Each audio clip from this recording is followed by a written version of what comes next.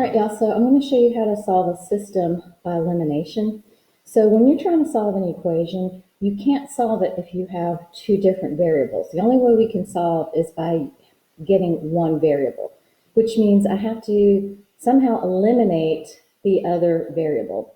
So the way you can eliminate a variable from a system, and a system has two equations, I need to find a variable that has the same coefficient, but one is positive and one is negative, because you know they'll cancel each other out. So in this problem, I have a negative 4x minus 2y equals negative 12, and this one, 4x plus 8y equals negative 24.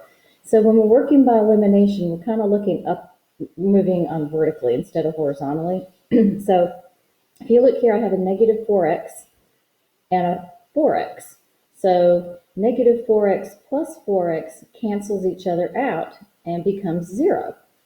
So then I've gotten rid of my x. So now I can come over here and I have negative 2y plus 8y, which gives me 6y.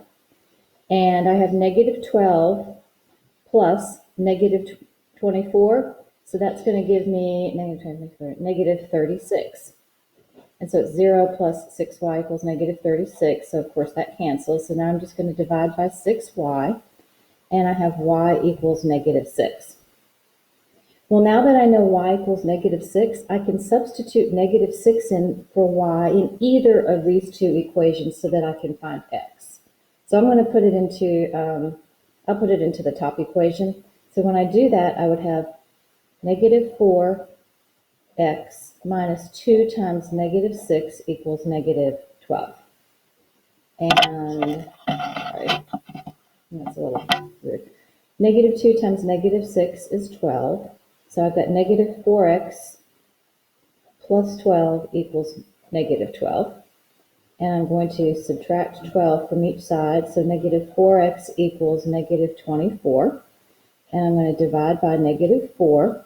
So I'm going to have x equals 6. So x equals 6, y equals negative 6. So let's see if that is a correct solution. If it's correct, I should be able to substitute in x for 6 and negative 6 for y into both of these equations, and it should make a true statement. So I'm going to come up here and check that out. So I have negative 4 times 6 minus 2 times negative 6, and that should equal negative 12. Well, negative 4 times 6 is negative 24, and negative 2 times negative 6 is plus 12, and negative 24 plus 12 is negative 12, and negative 12 equals negative 12. And it should work for the second one too. 4 times 6, because I said x was 6 down here. 4 times 6 plus 8 times my y, which is negative 6, equals negative 12. So 24 minus 48 equals negative 12. And 24 minus 20, let's see,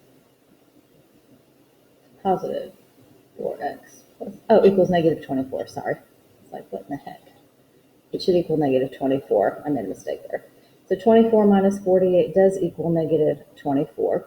So negative 24 equals negative 24, so that's a good system. So my solution to this system would be